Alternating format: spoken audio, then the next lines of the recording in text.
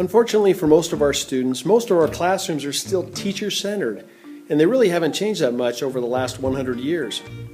Instruction is normally given to the whole class, commonly through a lecture. For many teachers, their main resource is still a textbook. Homework is then given to the student, usually through a worksheet or possibly a writing assignment. After several lessons like this, students are usually given a test, and then we can try to determine what they learned and what they didn't learn. Finally, at this time, we now know which students did get it and which students didn't get it. Unfortunately, now what we're left with is not intervention, but now we're left with remediation.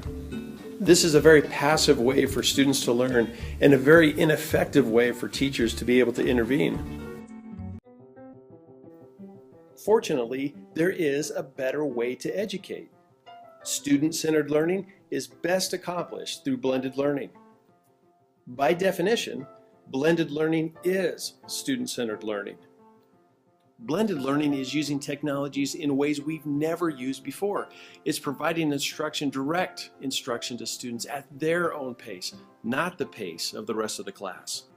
Blended learning gives the teacher the opportunity to provide small group instruction, and those students are all on the same page. They will be taught exactly what they need to know when they need to know it. With blended learning, there can be space for students to work together, to teach each other, and to reinforce concepts that we as teachers want them to know.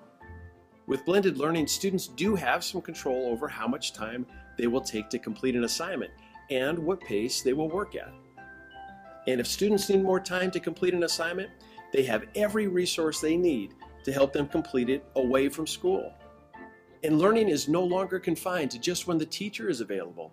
Learning can now happen anytime when the student is ready.